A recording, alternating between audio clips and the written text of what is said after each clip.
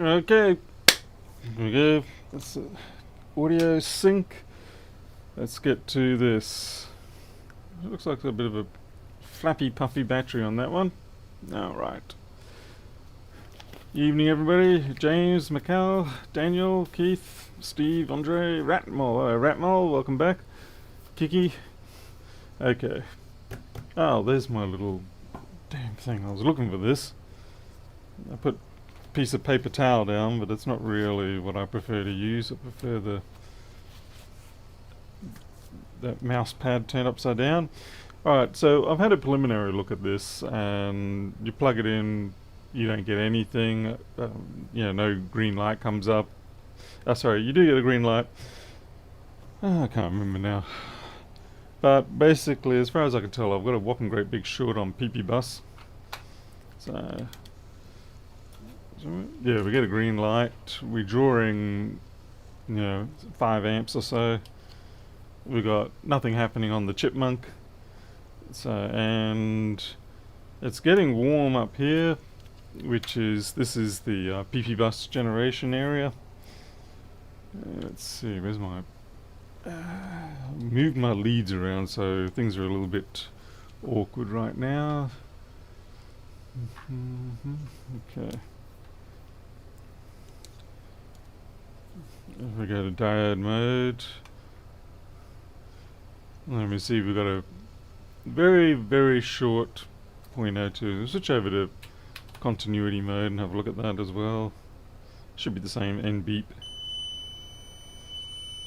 So that's a very intense short, that one. So what we'll do is we'll take the board out and have a look, see whether they've got an exploded cap or something.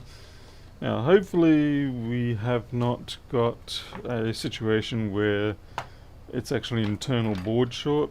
Fingers crossed. Hey Ian, Barry, and Amara's there, and 10 minute as well. Hey Gav, Brad. Mr. Daniels needs his glasses. I would say that short is too strong for it to be an SMC, Barry, but you can put your money on it if you like. I mean, I've had SMC shorts, but they're usually around about 1 or 2, maybe 3 ohms. This thing is well below 0. Actually, I shouldn't say it's below 0, but well below 1. Approaching 0, hard and fast.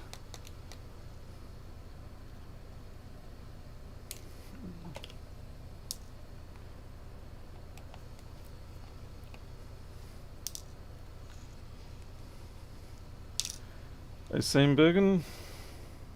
Okay. Doesn't matter that we dropped the screwdriver in there. The battery is disconnected. 843.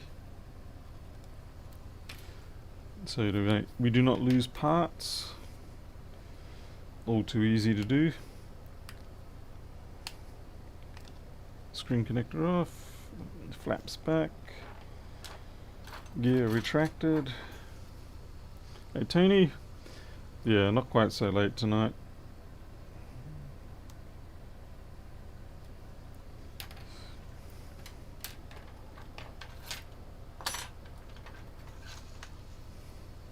Hey Mike Sims. That's okay, Barry, you're allowed to do that. Get a couple of coffees into you.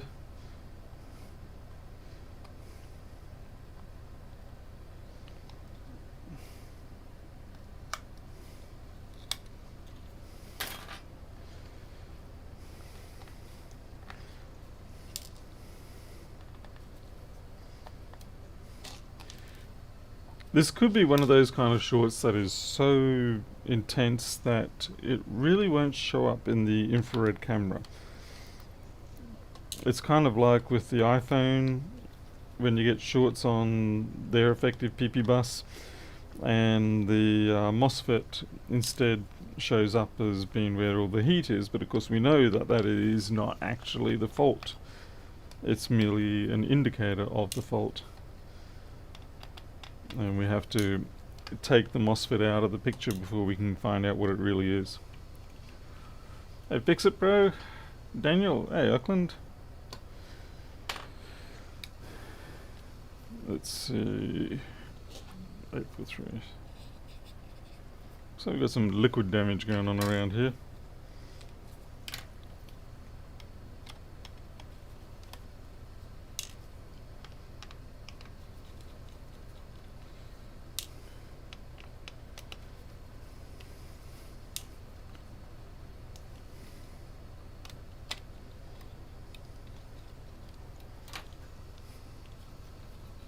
Hey Pierre, sounds like an interesting. Yeah, Damaris, let's not say that, huh? But I know what you're thinking, and yeah, I am a little bit worried about that. But we'll see how we go. Hey Michael. Okay. And by the way, this is a 426 board. I don't really get too many 426s. Usually I get the 163s, and of course the 332s. The 426 is somewhat like the 163, but they do have their differences. If it's in layer, it depends on how in layer it is. If it's something that we can actually dig out, then fine, we might try that. But often you can't even do that. Ah, man. And often, yeah, it's just the damage has gone too far. But we will see first. We could be fearing for what is not yet to come. Okay, what have I missed? Anything? No, I think that's it. There we go. Okay, we've got this weird mark here. So certainly there's been work done on this board before. And I just noticed I don't... Was that speaker connected? Because it looks like that speaker there looks like it has not been connected since this board was last taken out. I don't think that was connected. I think whatever happened when the board was changed or inspected, they lost the one side speaker. Alrighty, let's have a looky-loo.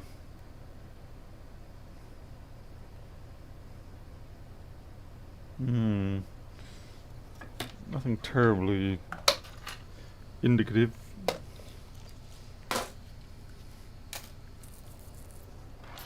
Which is kind of depressing.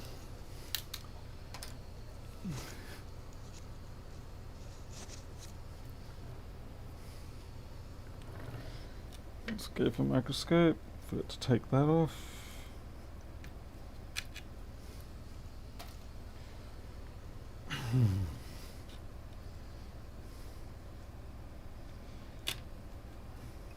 So the first theory is, if we're lucky, we will just find a cap like one of these that has gone thermonuclear,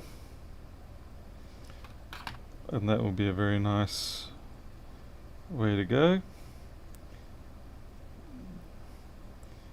Mind you, even when caps go thermonuclear like that, you don't too often get the strength of a short of what we're seeing, but we'll see. I don't think it's any of these ones because they're not on the right power rail. Speaker wasn't connected, that's funny. Yeah.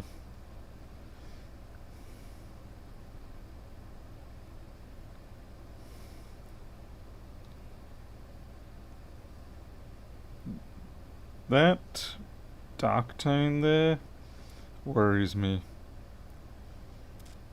That worries me a lot.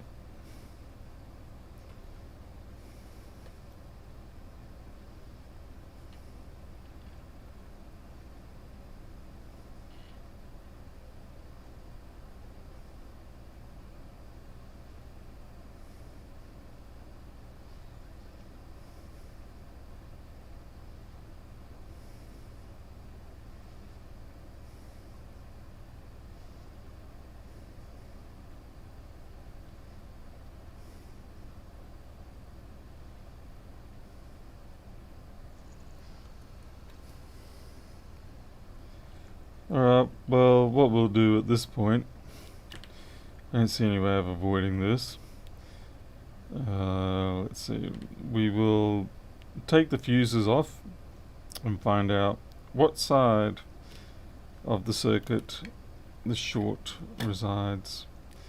If I had a 4-wire resistance meter, I'd actually be able to tell which side it is just simply by the change in resistance, but I didn't take that option in this particular case. The meter I had beforehand did have a 4-wire resistance mode, and I do have a 4-wire resistance meter that I've made myself, but I just don't ever bother to bring it out.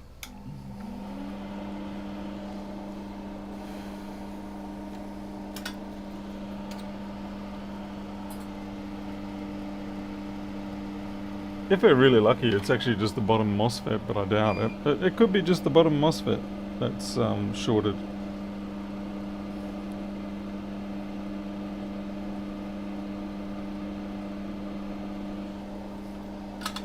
Actually, I better check these are the right MOSFET fuses for me to remove.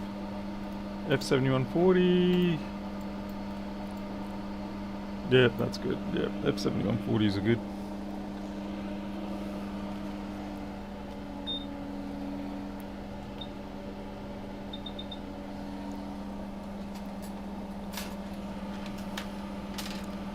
Mike's M4-wire resistance meter, or also known as a Kelvin connection measurement.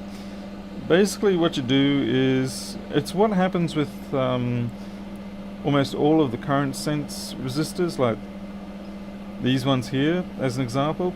So you've got the main current goes through one portion of the resistor, and then you have the resistor contacts actually come out to here, and these are slightly isolated. And then you have these two very fine traces going off to the sense. And what happens there, and why you do that, is so because you don't how can I explain it? You use one pair of wires to pass the actual current that you're drawing through, and then you use the other pair of wires to measure the voltage across. It doesn't seem to make a lot of sense initially, but then when you realize normally when you say measure current or voltage drop, you're using the same wires as what you're supplying the power on, and that means because of the high current you are going to see a voltage drop across the measuring damn it, come on. If you look up Kelvin connection, you'll see what I'm talking about.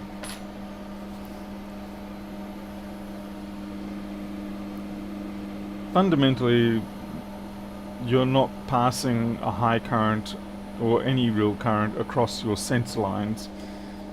So like the main supply line is passing like 10 amps or something like that, but your sense lines, there's only like micro or pico amps going across them. And so there's no voltage drop across the wire going to your equipment doing the measurement.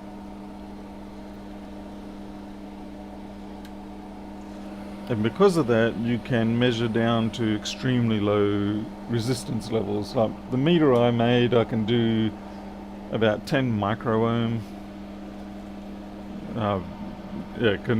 Resolution of about 10 micro ohms. Which is enough to be able to tell very easily one side of a fuse from the other.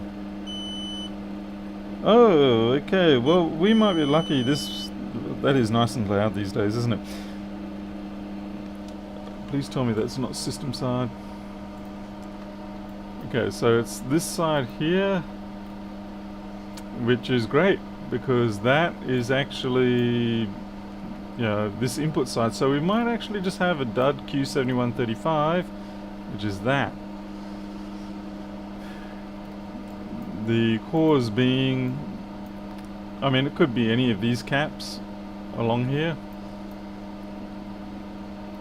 but it's much better than it being on the PP bus side, because if it's on the PP bus side it could be so many other things. But if it's on this side, it could be your ISL, your MOSFETs, something like that. But at least it's isolated away from the rest of the system.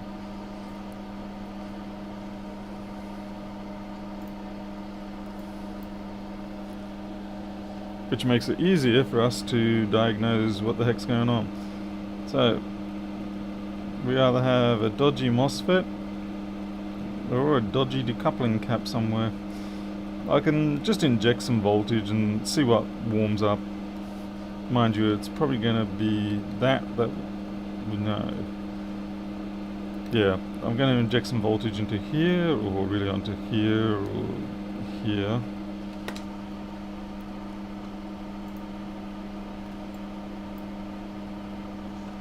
Oh, you can't see, sorry.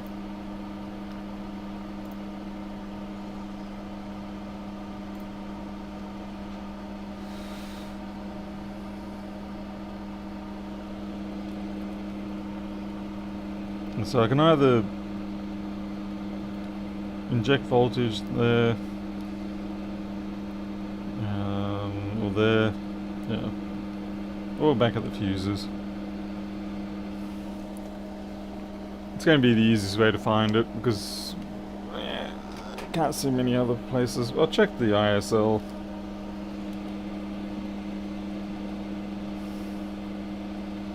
The ISL itself doesn't look damaged, but in these sort of scenarios we do tend to replace it just out of precaution. Okay, let's get ourselves some wire, do ourselves a short test.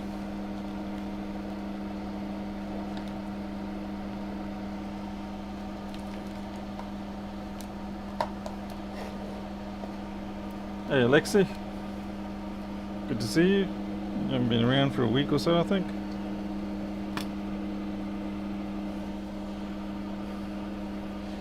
I'm not actually sure why Apple has designed it such that these machines have two small fuses. I mean, it doesn't overly change how quickly it will blow the fuses. It's just more a case of it's one of those weird curiosities. Yeah, that'll do.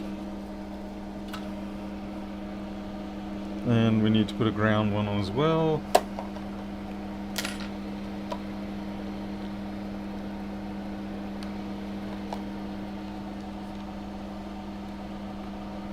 Enjoy the meeting, Travis.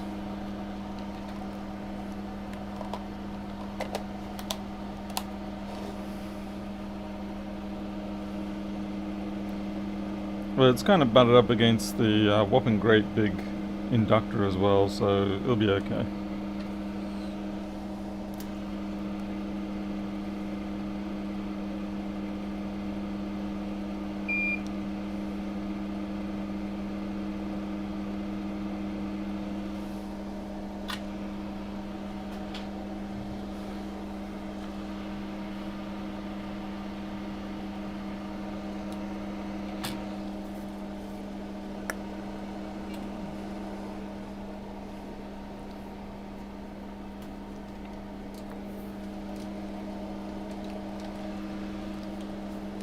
Okay, change our voltage.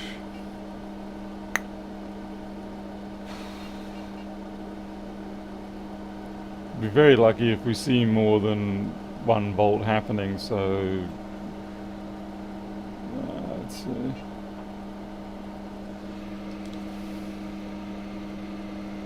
With a short this strong, you're not going to see much more than a volt. In fact, you'll be lucky to see half a volt.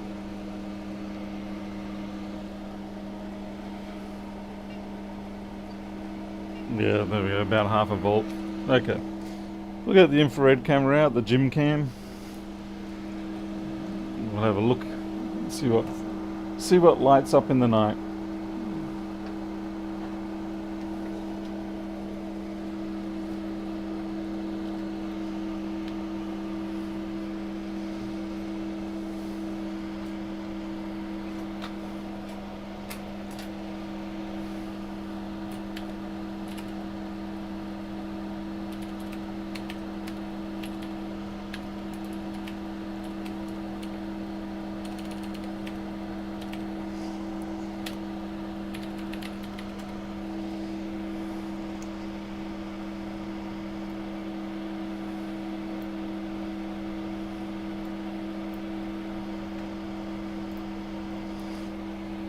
Alright, let's go for power on.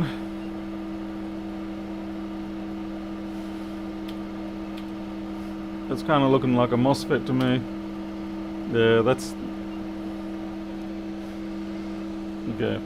GymCam suggests it's the MOSFET.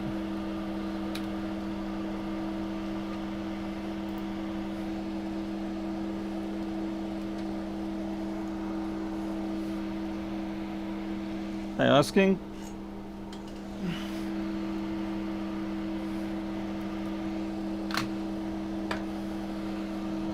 So we'll do the test again, but we'll put some stuff down, some alcohol.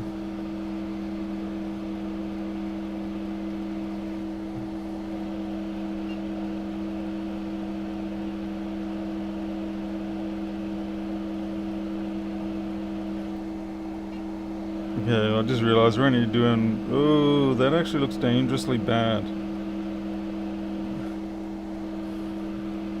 The problem we've got here is that the infrared camera is substantially more sensitive than the alcohol. So we need to crank our amps up a bit.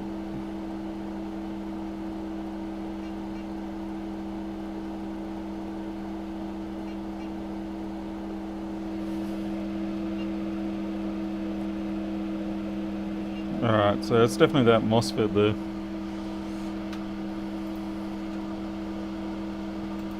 Thank goodness for that. Actually, and lo and behold, there we go, it's the low side MOSFET.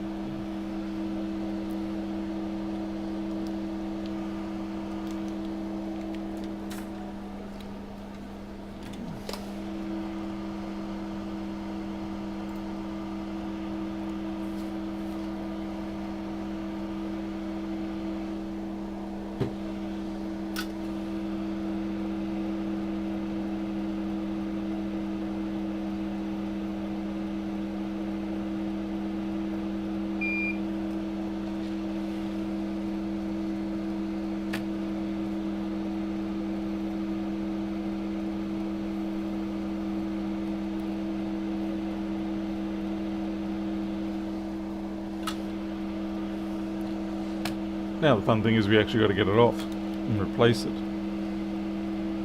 without melting anything like that. Yeah.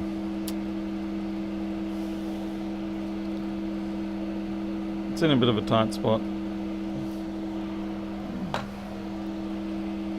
Now, I really do hope it is actually the MOSFET and not something else, but I'm fairly sure at this point it will be the MOSFET.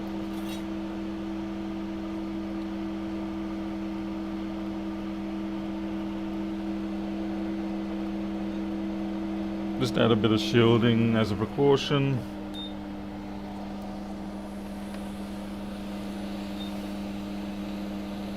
Let's give a chance for the board to warm up because I have just, drenched it in alcohol, so we don't want any unwanted pops and gnarliness.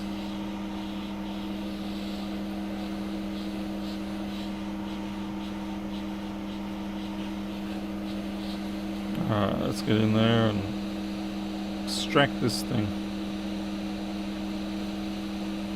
It's pretty hard to get them off because it is a very high current, thick, broad traces. So they are going to be disinclined to come off. Just got to wait for those solder balls to hopefully start changing colour.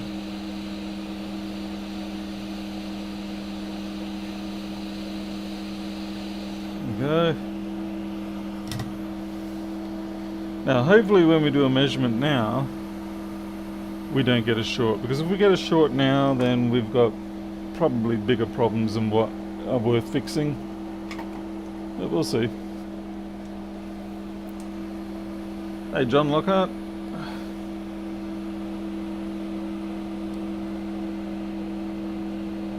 And thankfully we are back up to 450, so that's a huge relief. But that is ground, so that's okay.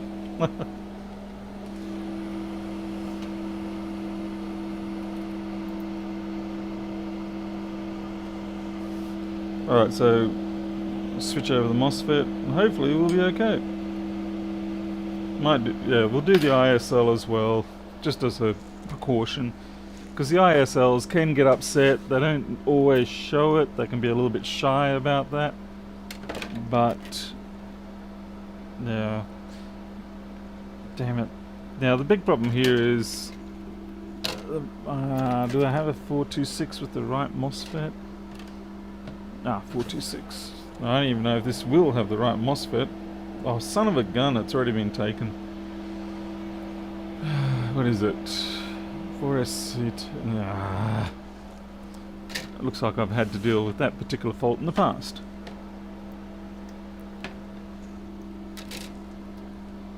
It's not that it's so extremely critical that you can't have mismatched or non-paired MOSFETs. It helps a little bit, that's more than anything else.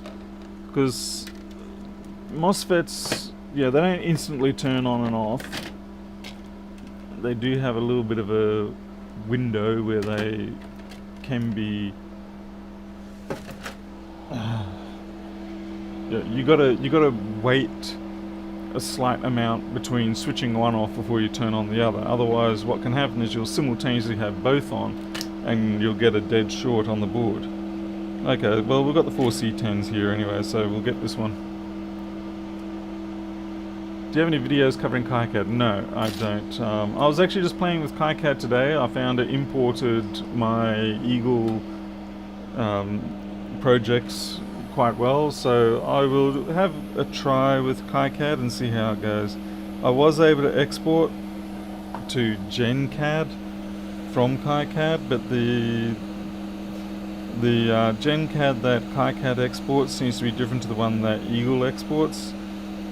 So I'm gonna have to fix up Flexboard View so it supports this slightly different variant. I can try the IPC 356 as well.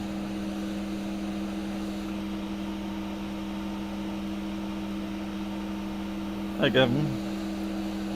Yeah, speaking of renovations, we got the tiles finished today, and we've got the painter coming in on Monday. There we go. So hopefully after Monday, let's say Wednesday next week, finally, we might actually have a room out the back that we can, say, yeah, this is our renovation room. Yeah, it's been a protracted process for sure.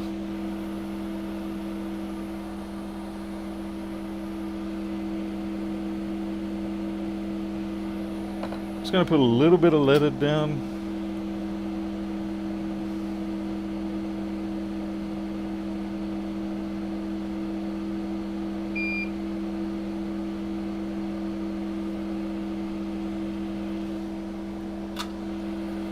Just to try and help it sit down a bit quicker so we don't roast things too much.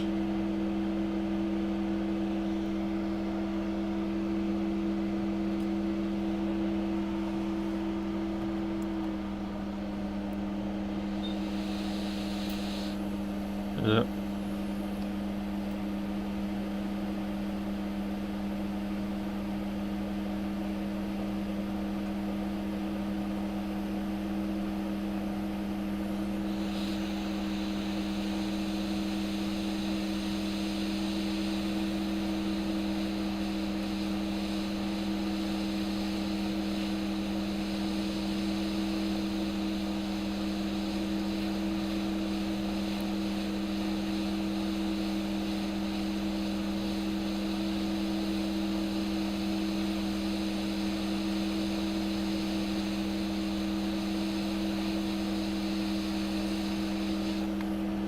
Alright, now I'm convinced that it's soldered.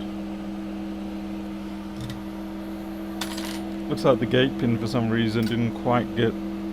Oh, actually no, it's got a fillet in there, it's fine.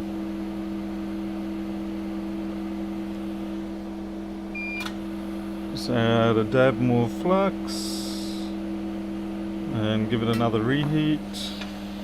And that just gives any little spider webs of solder that might have bridged between the two sides, gives them a chance to retract, change their mind about them being there.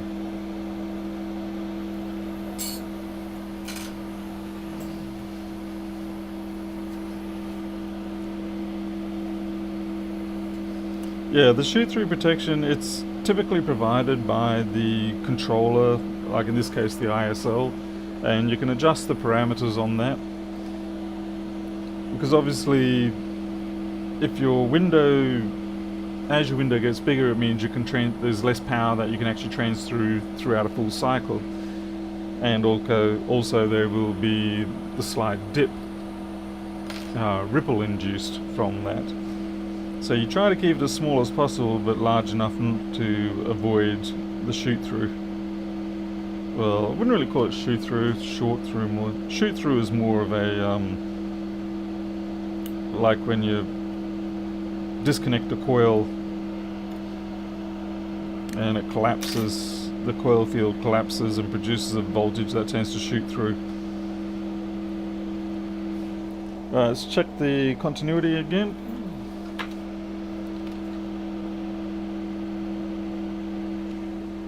That's good. No screaming short. We can put our fuses back on now. Yes, the carpet has been done and installed, thankfully. We did get a snotty invoice kind of from them. First invoice we got from them and it says overdue. I was like, really? Really? You want to hit us with an overdue invoice after you've taken 2.5 months to deliver something that should have been here in no more than 2 weeks? And even 2 weeks was pushing it. Anyway, needless to say, in future we're just going to go with the big town, and yeah, that's Townsville.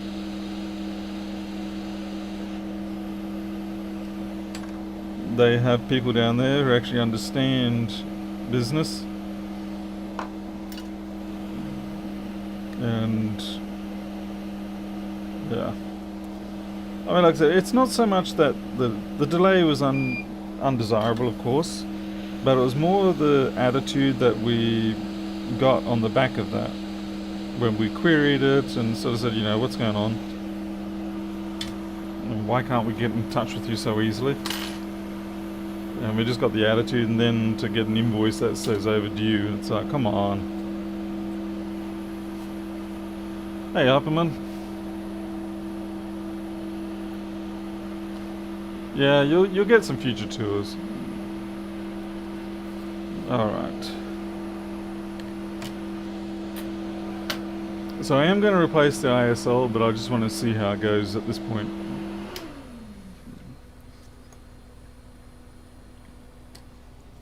Actually, I probably could do with cooling it a bit.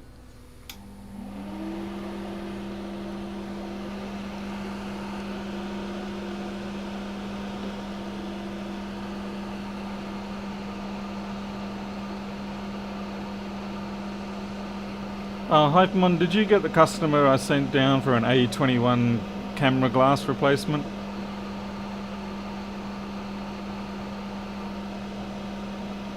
I mean, I could have ordered it and everything, but I figured you guys probably would have them anyway. Yeah, I didn't really feel like making a mess of it, damaging the camera or something dumb. So I thought, nah, I'll send it to Townsville.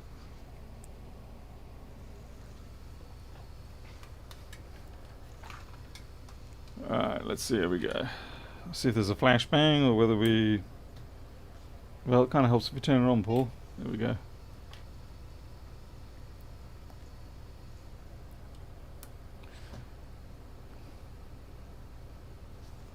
Right, no, we definitely do have secondary issues here. We had them, so I'd say that the ISL's potentially cactus. Hopefully we didn't just destroy another MOSFET, that's always fun. So this is not the walk in the park that one wants. Okay, 470. Okay, fuses have not blown.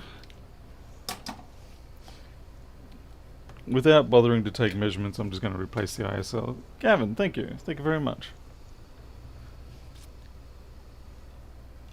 Now, I figured it's a job that you can flip pretty quickly. I just don't really care to be dealing with the Samsungs. It's just, not my field.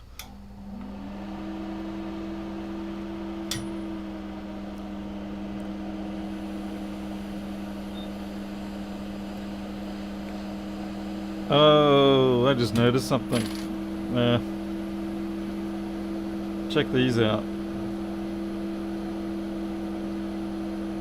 That's some rather upset 0 ohm or 2 ohm resistors. Let's see what they really measure now. They are far from being happy little resistors. And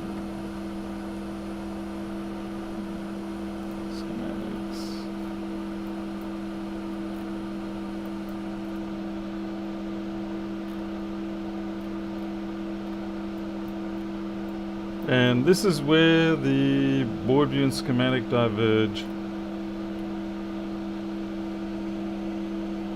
Oh no, we're good. Yeah. Yeah, okay, so they should be 10 ohms a piece. Let's see what they really are now. Display. Obviously this isn't going to be a precise measurement, but we'll get an idea.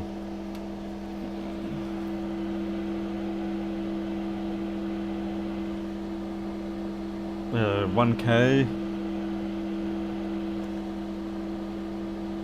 1.5K. I would say it's possible that they're not even connected.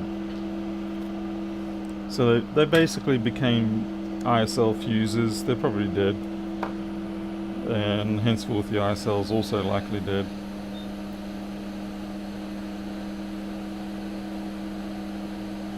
Strange, I don't recall seeing them being damaged when I first looked, but then that doesn't mean anything.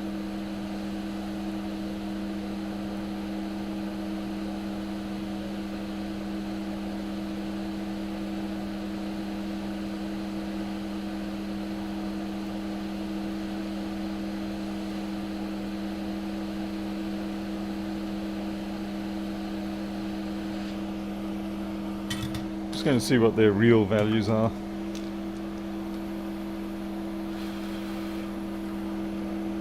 Yeah, it was a knockoff MagSafe. Okay, yeah, that's completely blown open. Yeah, they're both completely blown open.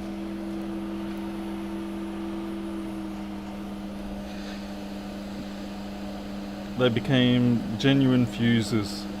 Better fuses than fuses.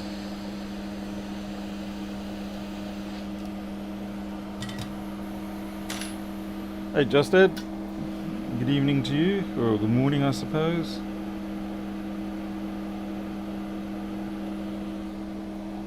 Okay, so what do we want? We want 10 ohm 402s. Yeah, I suppose I could just nick it from a donor. Nah, I'm gonna get some real ones.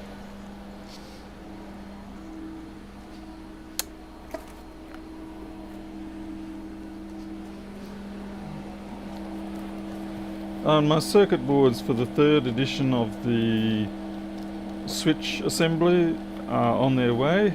They were shipped out today from Seed Studio, so it's good. So I'd estimate they'll be here probably Friday next week.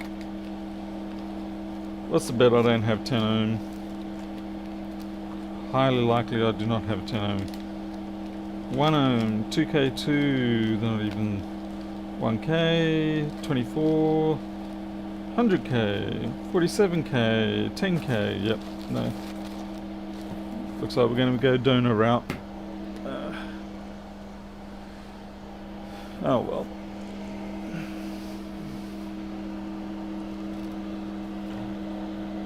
How do they look? Yeah, they don't look too bad. ISL looks terrible, but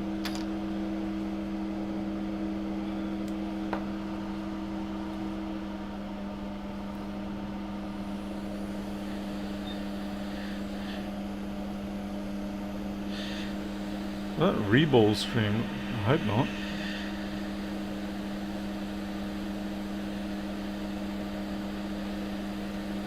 Don't know why they call these donor boards. Looking at some of the parts around here, they're just trash.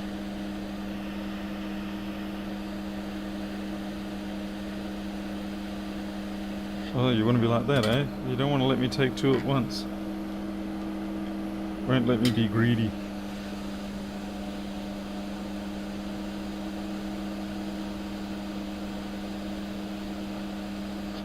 Now hopefully the internal traces haven't been damaged, but we'll find out once we put these two on. And we should get something around about 22 ohms for the resistance between them. Oh. Someone let go of that a little bit too soon. Yeah, that 10 ohm resistor has escaped. No biggie.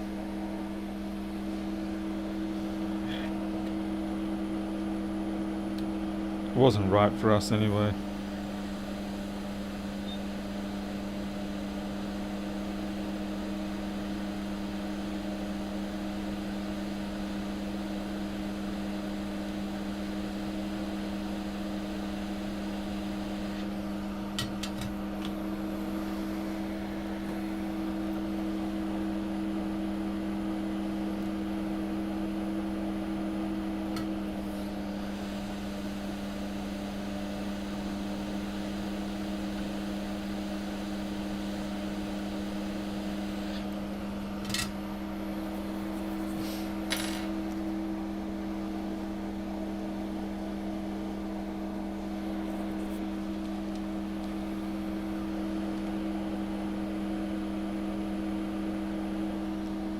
There you go, so we've got 22.7 as our loop resistance, so that's about right. But I'm still changing the ISL.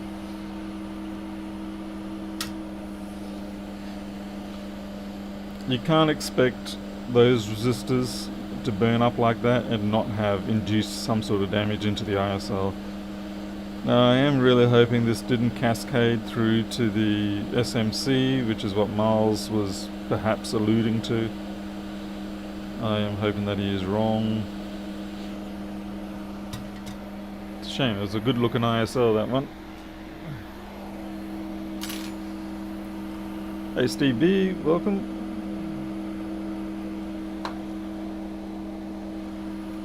Just gonna check something quickly.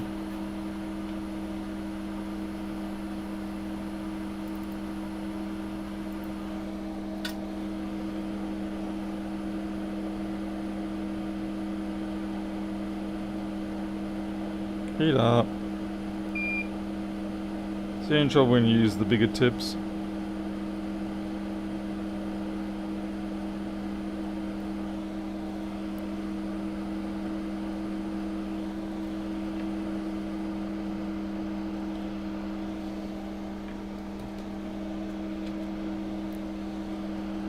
Too lazy to cut a piece off.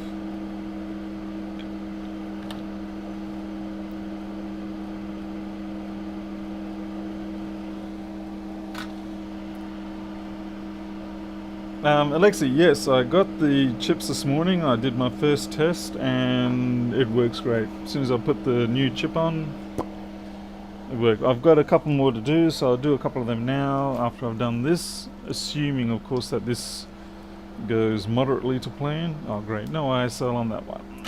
Fortunately, at least with the ISLs, they're on almost every single board of this sort of generation of MacBooks.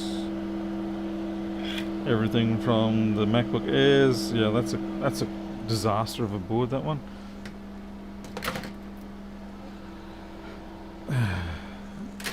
So it doesn't really matter.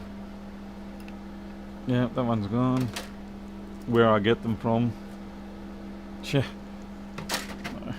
As long as I get one.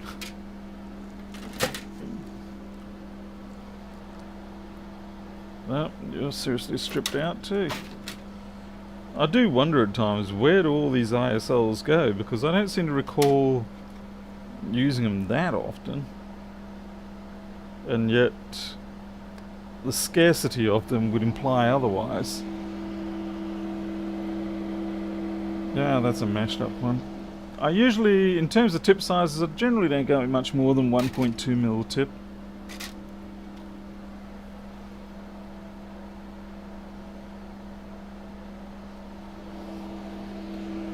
More often than not, I'm of course going to the much smaller sizes. Yeah, another freaking ISL missing. I think at this point I'm just going to have to make an order one day of 100 ISLs.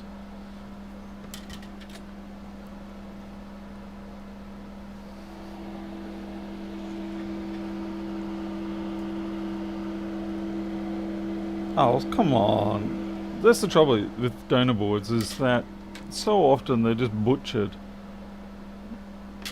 I don't know why. I mean, I get it. They're not caring directly about the board, but it just seems like they're really rough. Yeah, it's probably about as clean as we're going to get for the moment.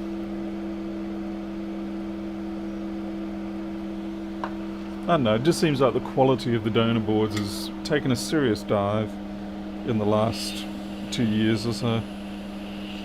Once again, I'm blaming Lewis Rossman for that.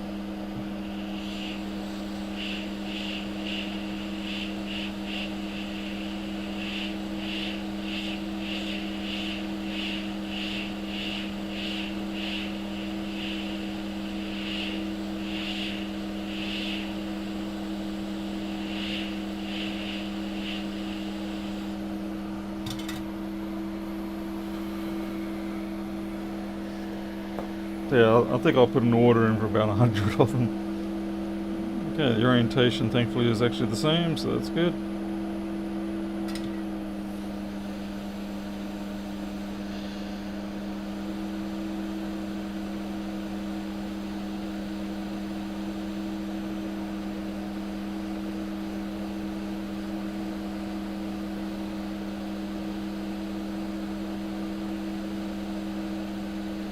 Yeah, it was all good until I moved it.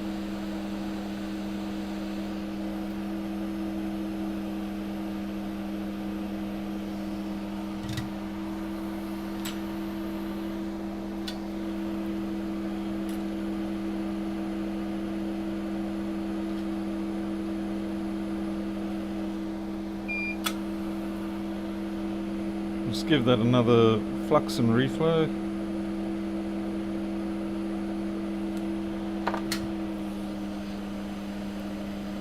With no touchy this time.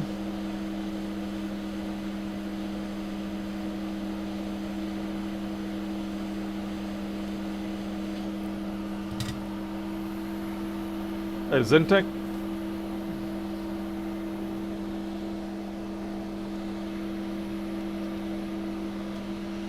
Stick the board into the extractor. Certainly the fastest way to cool it down.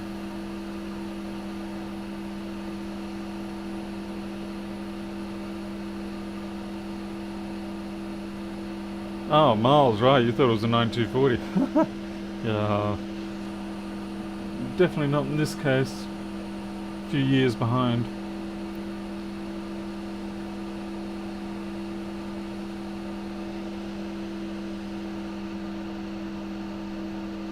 Alright.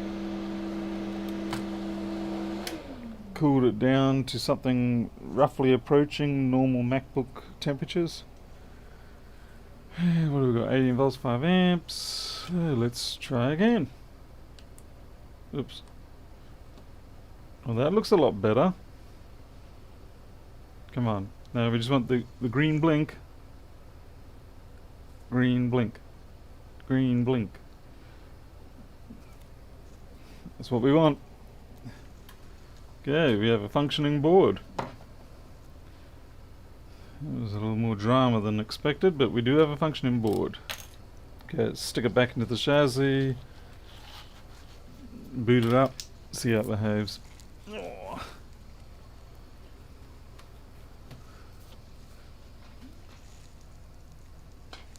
Obviously we're not going to boot it with the client's drive in it. We'll just boot it with our own.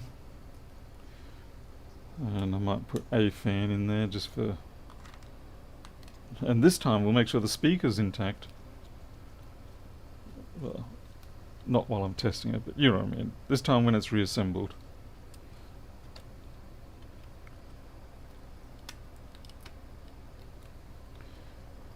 Come here, you little backlight. Yeah, I saw you try to sneak in there. Actually, no, you know what? We're going to put the speaker in there.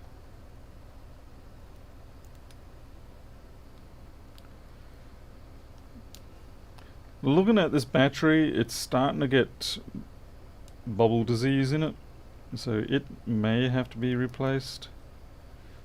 Mind you, the person may not have the time for it. Yeah, they may need the machine back ASAP. But I'll check with them. I may have stock of the battery, but I have a feeling I do not for this one, but I'm not sure.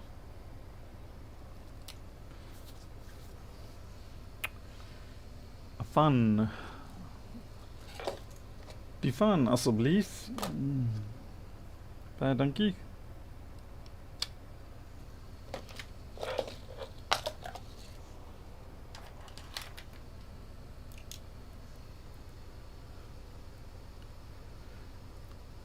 Chaz's, yeah, it's called the Chipmunk. I actually have quite a few variants at the moment because Harold is doing a spectacular job of. We're working to try and find a way to make the Chipmunk really work for a bunch of purposes.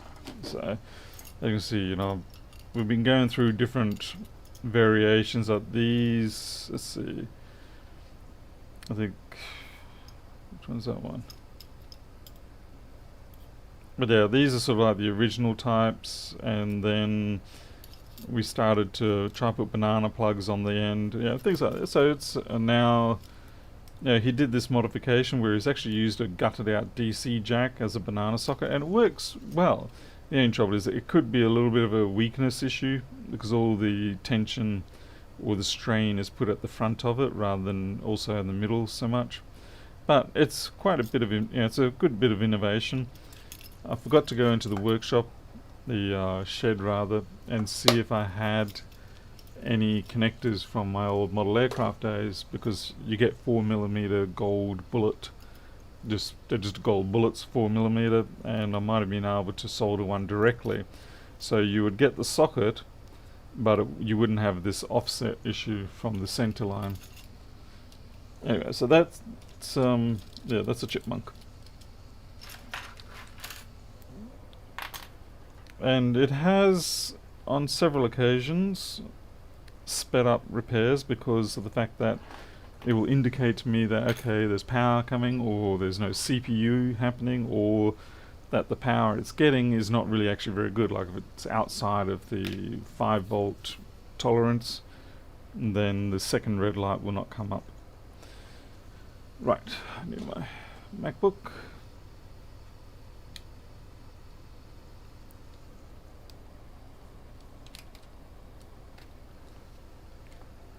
So we're going to plug the battery in for proper smoke test.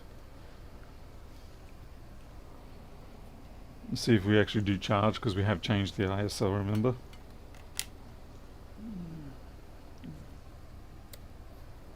Okay, we've got a fan spin. Current is good, 3-4 amp. It's actually a little heavy. Oh no, this has got blimmin', whatchamacallit, Big Sur on it. Ah, that's unfortunate. Oh well.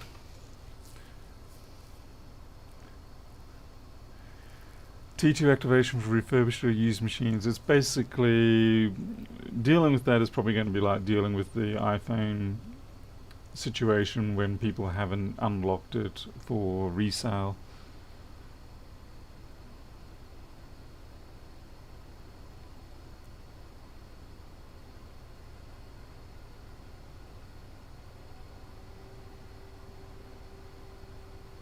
Ice King, I use Broadway. Some people have had some problems with them, but I still have pretty good success. And if they do drop a dodgy on me, I can just send them back, and they don't give me any grief about it. Still, I have been with them like 5-6 years now. So that's looking pretty good. We appear to have a battery, and it is charging. or at least trying to. We do have one parameter, GPU 2 die, 129. Okay, that's fine. I suspect that's normal.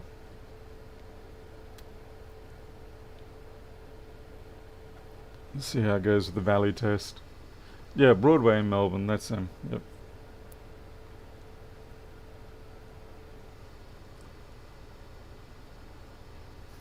Pantelis, why is the chipmunk so expensive? I suppose because it's a boutique device. You know, it's not produced out of China. Harold hand makes them. So, yeah, sure, the bill of materials is probably, yeah, maybe $3 bill of materials. But you're not paying for the bill of materials on this. You're paying for the fact that it is a custom designed device in low manufacturing quantities. Yeah, I mean, I did the same as well with my model aircraft stuff. I would produce 5-volt regulators, and I think the bill of materials was down about $1.70, and I would sell them for $35. That's the nature of custom low quantity electronics, is, you know, there's got to be a recoup on investment. Hey, this is running spectacular, so 60, 70 frames per second, temperatures are good. We've got speakers. Feels like it.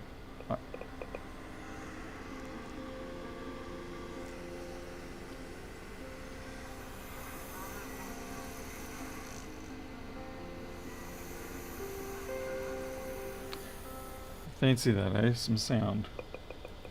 Okay. Alright, so I think we can pretty much say this one's a success. I'll put it through the ultrasonic, test it after that, but I think we're good. Shut down. Hey, for media. Yeah, I think in media there are definitely different grades of third-party chargers, because I know the ones I have bought for my own personal testing here and there, they've never given me any trouble. They don't have excessive ripple, they don't have trouble with transients or anything like that. But I know there are some on eBay which are really cheap, and yeah, I suspect they could be giving grief. I mean, obviously I do buy genuine Apple chargers as well. Mind you, at nearly $100 a pop, they aren't the sort of thing that you want to lose or give away too often. Just good. So we'll get this out of the way. We'll get back to some multimeter stuff. Just take this out, strip it down, get it ready for the ultrasonic tank.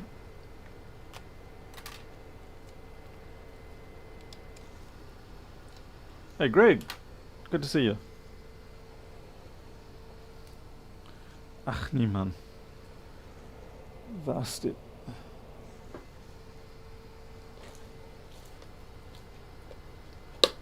Hey Pianov, are there any third-party MagSafe with sleep mode properly in? That's a good question, Pianov. Don't know.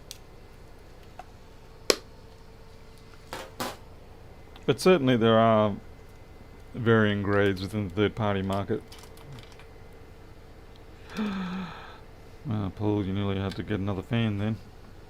Thankfully that didn't go too far.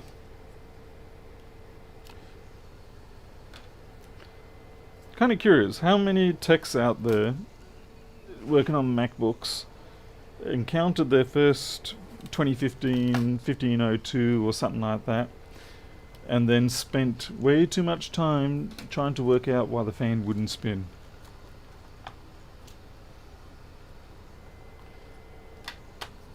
I'm kind of curious whether it's just the early, you know, the people who were early in the market, or whether it still happens to this day.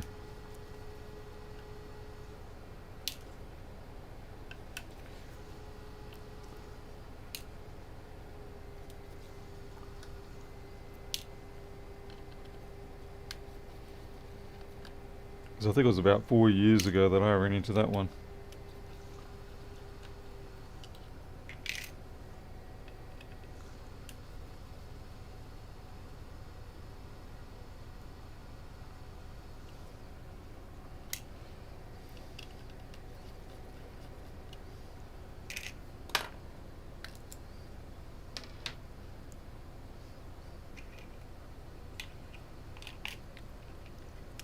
first time it sort of caught me out was I did repair a machine. Oh, I just gave pins and needles. Hit my funny bone. I did repair a machine, and as far as I could tell, it was fine because I had it on the bench for quite a while, and yeah, the fan was spinning and whatever. So I thought, yeah, fine, and I shipped it off, and then the customer emailed me back a couple of days later and says the fan doesn't work. I was like, what? I said it was working here. I said, well, anyway, we did a bunch of quick tests, and of course the fan did not work. It wouldn't spin up. I was like, fine, I must have just torn the cable or something. Yeah, maybe it was intermittent or whatever. So, hey Pedro. So I got them to send up the unit and quickly tested it when it got here, and sure enough, I couldn't get the fan to spin up in a hurry.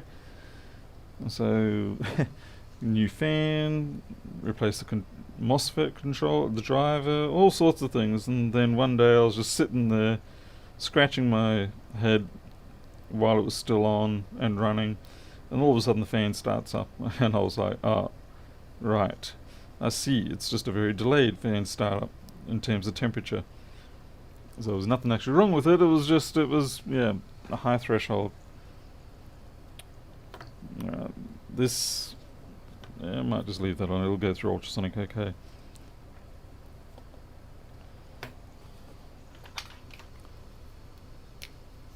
Hit him with the oxy. 843.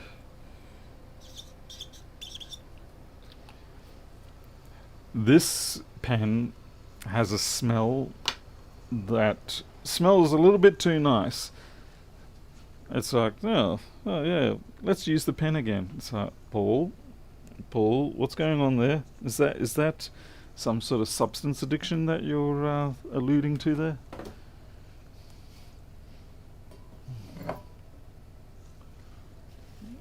It shouldn't be, not in modern day pens as far as I can tell. Sorry, I just realised I got a bunch of stuff on top of my ultrasonic cleaner. I won't be running it tonight, but I do like to leave the main boards on there ready for the morning when I turn it on.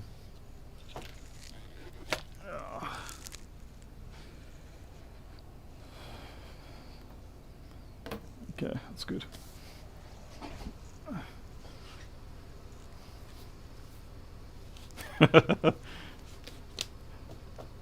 Yeah, Josh, it's like it is. It's like I'm going, I think I need to write a little more in the ultraviolet pen. So nope, you cannot do that.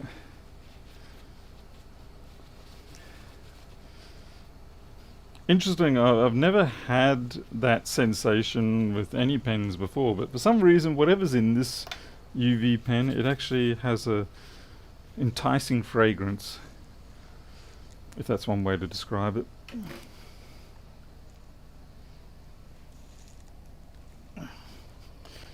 Fragrance of sirens.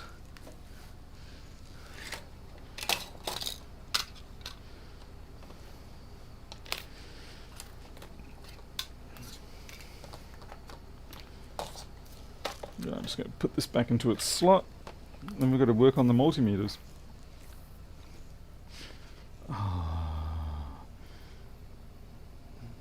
No slots available today.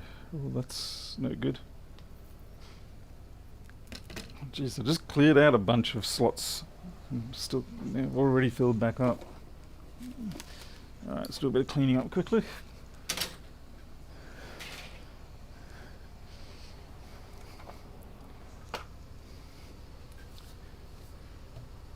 Yeah, I'm not a fan of petrol. There is something that they use at drag strips. It's a traction enhancement that they spray onto the bitumen. And it's got this really sweet candy smell. That can sometimes be tempting. One smell that I really do like is, it's not a good one for you, and that is when you have model aircraft running nitromethane engines.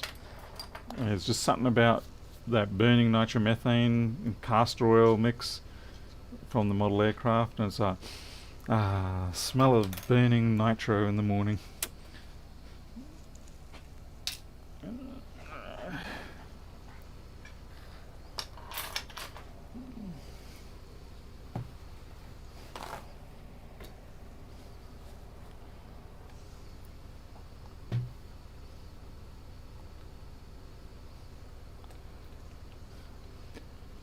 Mike Sims, would that be a camphor box by any chance? Mind you, it's pretty. Most people don't find camphor that enticing, but anyway. Certainly a lot of old boxes were camphor boxes, you know, to keep the moths out.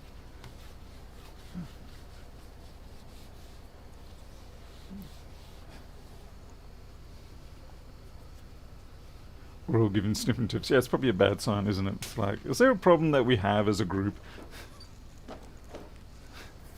Alright.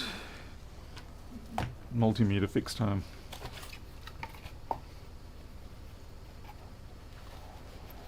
Camphor boxes admittingly are much nicer than mothballs though, because mothballs, that's naphthalene type substance. That's very unpleasant. I associate naphthalene with old people. That's probably what I'm starting to smell like. If you've ever smelt the UV glue used for protectors, it literally gives you an instant headache. Really? Okay. Maybe I should drop around and you can demonstrate for me. I'm like, oh yeah, man, you're right. Let me just check that again. Dear YouTube, I am not encouraging any of this bad behavior. Please do not take this as me encouraging people to do naughty things. Alright, now, okay, so look at our meters straight out of the bag.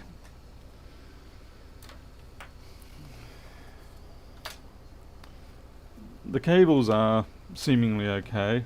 The nice thing about these is you don't even have to have batteries or anything in the meter because the interface is powered by the USB. So what we're going to do is we're going to bring up a terminal.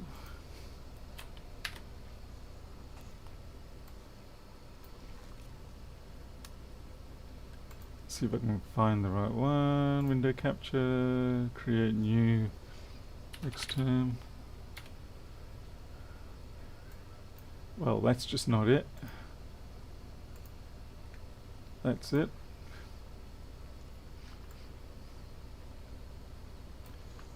Okay.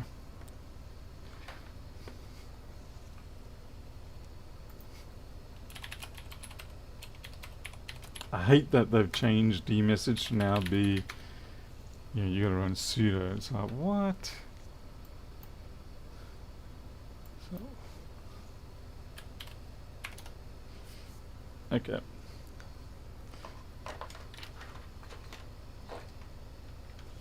Okay, so plug this in.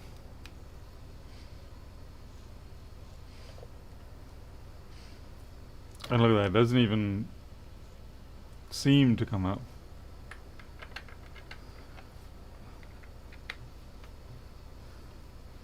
Assuming let me just double check that this actually works, this cable. Hey, yes. Sorry? Oh, okay, well, what were you thinking? Either bacon sandwich or bacon meatball. Bacon sandwich. Yeah, I've got just 2 meters to do, so it'll be about 15 minutes. Is that all, or too long? No, that's good. Hello, Momo. Yeah.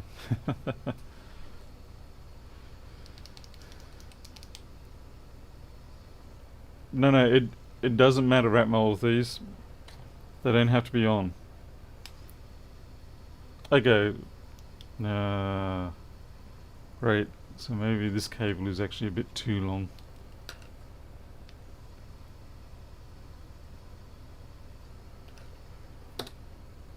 Where is this going?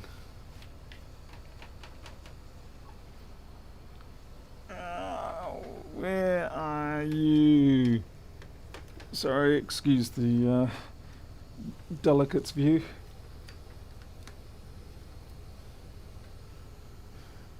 Do not have enough USB ports.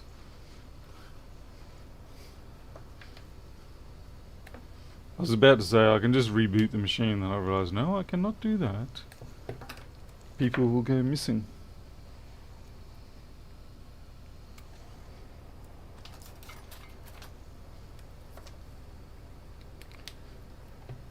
Linux and USB sadly are a bit of a disappointment. Okay, so that one's actually a great dodgy cable. Alright. So we know that works.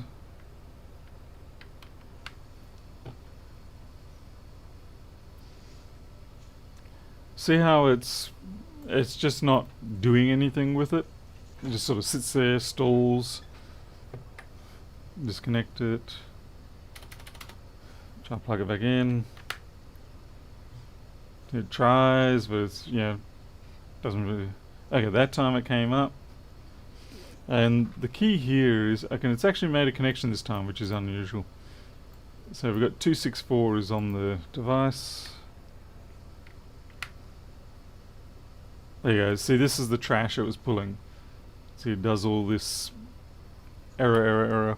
And while it does eventually get there sometimes, it should really be happening straight away. Okay, so we just disassemble and replace that chip.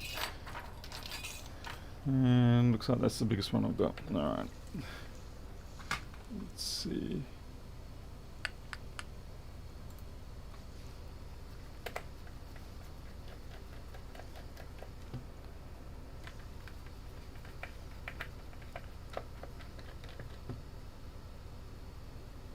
Asking which site, because I've done it with quite a few of my sites. I just might not have done it with all of them. That's all. I don't need to do it with Cloudflare or anything like that. I just do it in my Apache setup. But it's been done with all my most of my sites. I just haven't done all of them, I guess. Sasumi, as they say. I'll get there.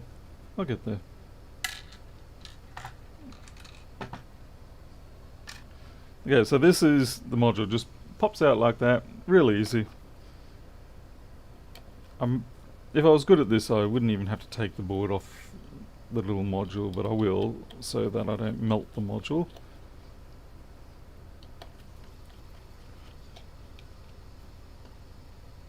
The link, Greg. Okay, let me have a look. Greg, what you put up there?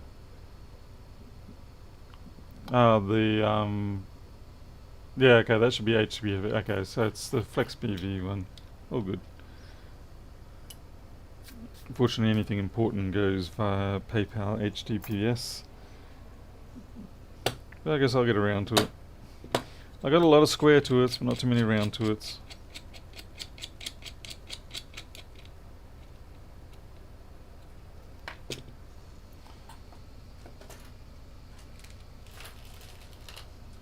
And these are my replacement. So over 200 pieces of the CH340G. I'm going to have to almost manufacture something new that uses these, just so I can use them up. It's a little bit absurd that I got 200 of them.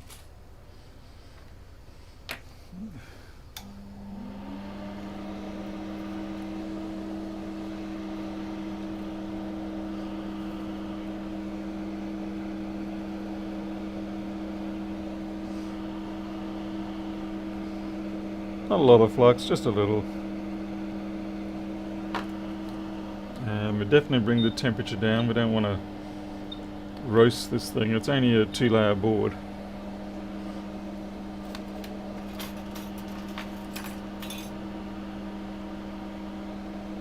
Kiki, it's more a case of looking for the particular version of it. There was only one reputable buyer that I had in Australia who would send it express post and not try to lie to me about it being local stock. Like all the other places I tried, they were just simply drop shippers. And as soon as I asked the hard question of like, is there stock in Australia, they'd be, they just wouldn't have a proper answer. So I found this chap that had the 200, and he was good enough to actually plug one in so that I could see what version number it was, and that's when it came up for 254, and I was like, right, yep, that's great, I'll take those. This is one of the few times that I won't bother hot air wicking, because these are, I was about to say very robust pads, but clearly that one's not. Fortunately it's an NC, so no loss. But that is why I don't like doing solder tip down drag wicking like so many people do, because you lift up pads. That's why I much prefer to do hot air wicking.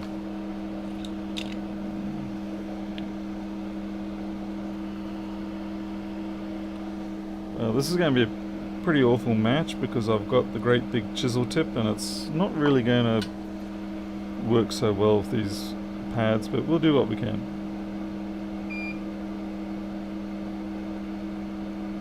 We'll probably have to do it a couple of times.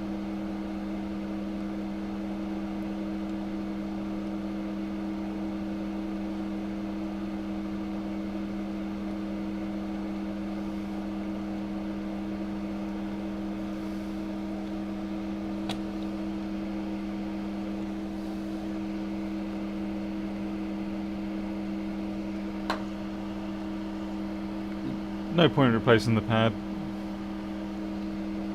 It's an NC.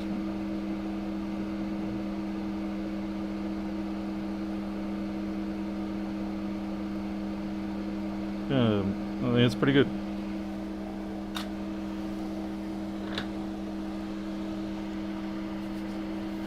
Kiki, yeah, well, paid a fair bit for the camera, and then of course now it's also got the, what do you call it?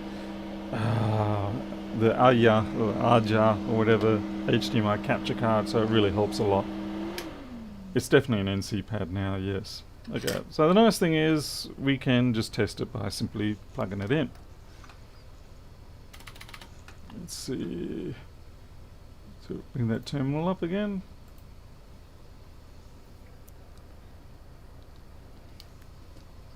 And as you can see, immediately it comes up. There's no delay. It straight away shows up as the USB, as it should.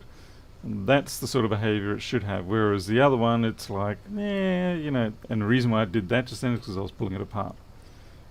So you watch, it's going to make a fool of me now and actually misbehave again. No, so there you go. Immediate and 2.54. So I don't think it's actually the version that matters in this particular case. I think it's just more a case of the batch of the parts that they've used happens to be a bit of a dud. Okay, so we'll wash this down and then we'll do the next. We've got 2 to go. Be a bit quicker now that I've just talked about what is going on. Trying to think I can do that. I might just ram this up here. There we go.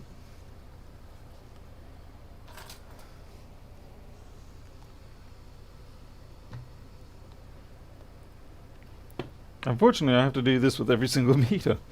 So at the moment, that means about 20 of them I'm going to have to do. But I really didn't want to send them back to element 14 Farnell, because then I'd still have to be chasing replacements anyway.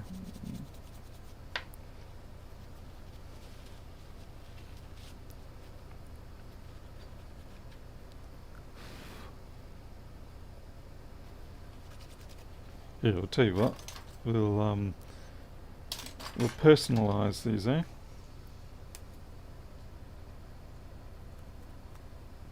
Yeah, genuine, messed with by Paul Daniels, personalized meter. I do quite like, oh man, I do quite like these meters. I wish I knew who it was that sent me the first one. If you are in the chat, please raise your hand. Please stand up. Please stand up. They're not the most accurate, they don't have the highest precision or all that sort of stuff, but they are excellent for the work we do because they have an extremely fast continuity. They've got a really good, robust design in terms of being able to stay up. The USB connectivity is great because it uses the mini connector rather than the stupid micro connector. I mean, the micro connector has its place, but it's nowhere near as robust as the mini, obviously. I just dropped my screws on the ground. And of course I'm sending these out with the Hirschman lead set. Right, next trick of the night. Where'd Paul put the additional screw? did I drop 2, did I? There is also what looks like to be a Bluetooth footprint there. Personally, I think Bluetooth can go to hell when it comes to these devices. I mean, I get the idea. It's kind of nice, like, hey, I've got Bluetooth, I can send the values to my phone or whatever. But realistically, it just doesn't. Oh, the other screw's in there. I think it's just a bad match to have Bluetooth and this sort of equipment. I would have preferred if instead they did something like Wi-Fi, and then you had, I don't know, some way of getting the data off via Wi-Fi. Or even if they had like keyboards and mice, you know, when you got the little dongles. Now I understand they're often Bluetooth or something similar, but like my Logitech mice and keyboards, the ones that I repair a lot, they're a good example because you just plug them in and they work. So if you use the same combination, the same chip that's in the keyboard for those, put it into the meter, and then have, you know, something like that happen. Just seems to be that Bluetooth's a massive overkill for what's really needed for these situations.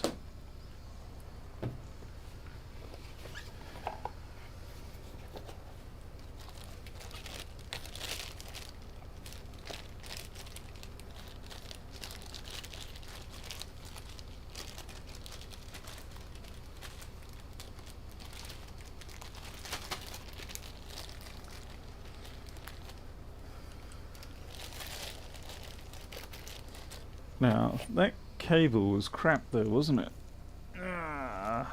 It's funny, the ones I've been using were okay, but these ones are obviously not. Well, guess it's something. Oh, this isn't. This is one of my dud ones. My bad. Yeah, that one goes in the bin. I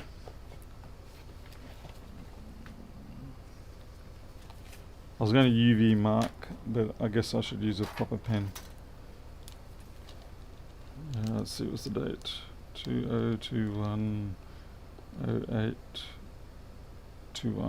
Oh, past midnight, are we? Oh, shoot, we are. That's just to let me know that I've done that one.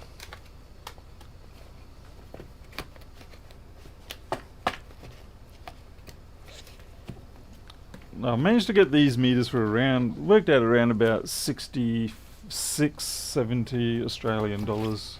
That was delivered. That's the other reason I didn't want to get more of them too, because they actually upped the price. Because I bought my batch, and then when I went to go and check again, they were up to 90 odd dollars. So I was like, no thanks.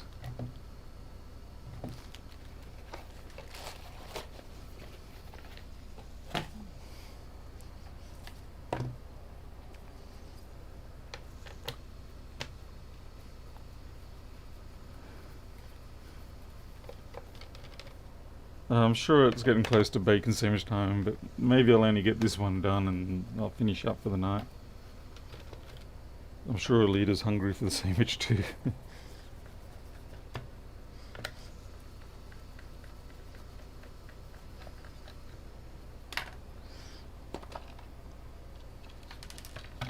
Screws.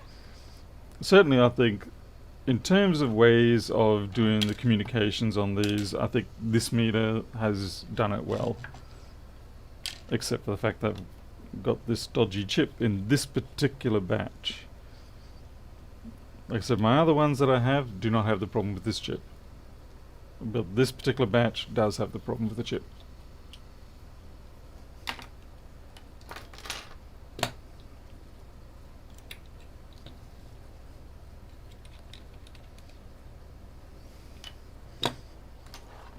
Wasted enough of my time as it was, that's for sure.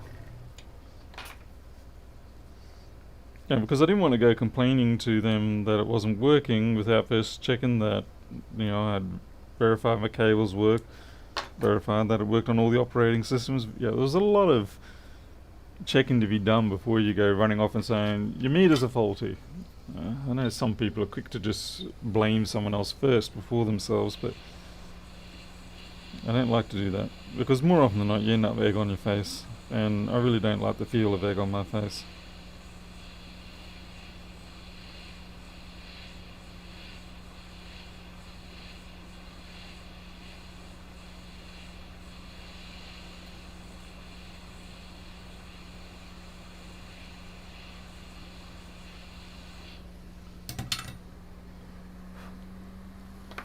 Ah, forgot the fume hood.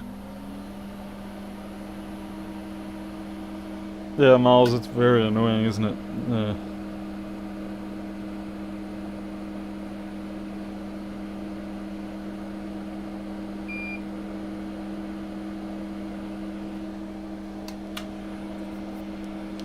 Maybe I can just hot air them back down.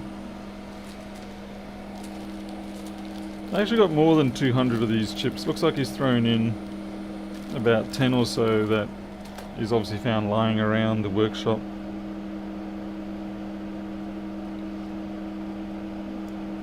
They're a handy little chip, cheap as too. Like if you don't want to go spending all the money on an FT232 series, then for sure these are great.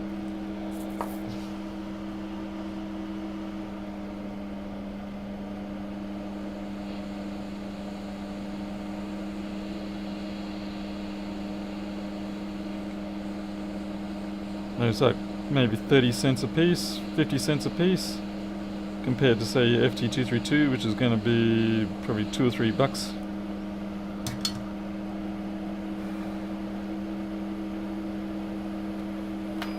Yeah, so this is why I don't really always like the reflow, because it always looks a bit gnarly to me.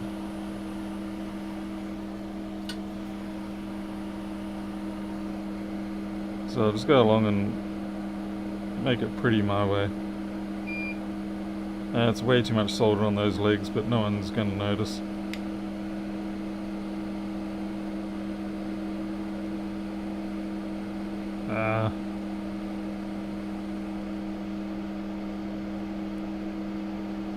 Yep, I'll do.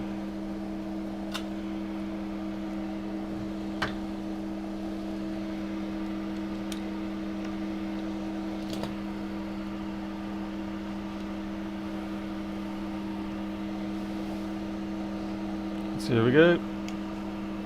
Again, perfect. Straight up, no problems.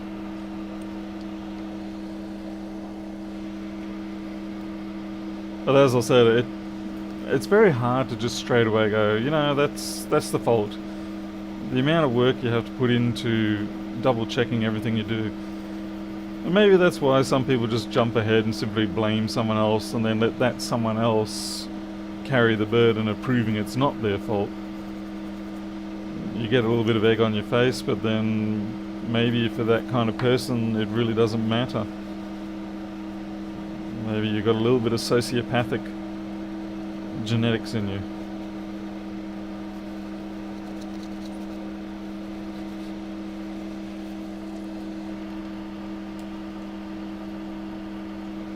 Pedro, I'm actually more for the SMC. Yeah, a bit of a finer pitch would have been more my style. Anyway, another signed edition.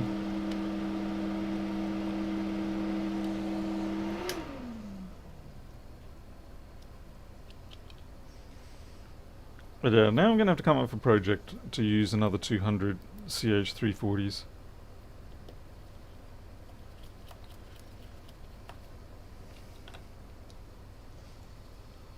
Hey, Wireless Vision. Hey, Byron. Hey, just getting in at the end of it, I'm afraid, sir.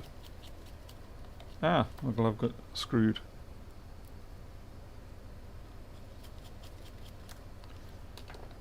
By the way, if you are going to be a recipient of one of these meters, please be aware even though they say they're like Cat 3 or maybe Cat 2 on this or something, they really are not rated for mains type app. Please don't use them for that sort of thing. It is very much just a DC MacBook type repair meter. Do not try and use it for serious stuff that could, for health reasons. What do they say there? Yeah, so they've got 1000 volt on there, and as far as I know, the fuses are definitely not rated for 1000 volts. As far as I know, they're just 250 volt fuses. If you're doing stuff with mains equipment, then get yourself a Fluke or something proper.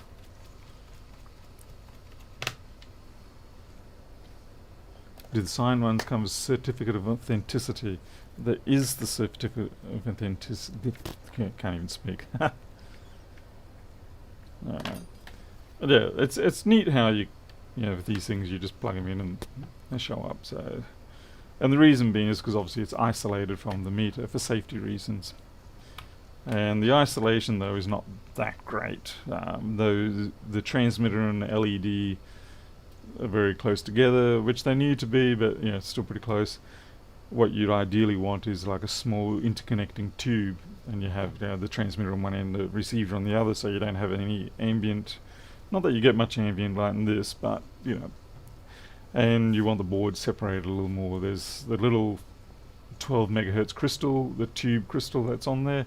It rests a little bit close to the main circuit board on the meter, so you know, if there is a voltage issue, then it can arc between the two of them. But yeah, like I said, we're not using it for that sort of purpose. We're using it just for DC jobs. All right. Why do they label it wrongly? I really don't know. I guess they're optimistic, hoping that no one will check. But yeah, they label it wrong. Yeah. A1398 not seeing SSD. Change Piccolo. No luck yet. Yeah, Piccolo is usually my first guess on those. Yeah, not sure. What about US low mains volts? Yeah, maybe. But well, anyway. Yeah, with the sort of manufacturings, this thing like QC Pass, that's not a test sticker. That's just that's an assembly sticker. Okay, just like they stick screws in it and they stick the front faceplate on it. That there is just another component of the meter. It's not actually meaning it's been quality checked. Clearly, it wasn't quality checked because the USB wasn't working. All right, I'm going to go get a bacon sandwich, because that's my reward for doing a good job tonight. And I will see you all the next time. Maybe tomorrow, who knows. Until then, you take care. I'll catch you later.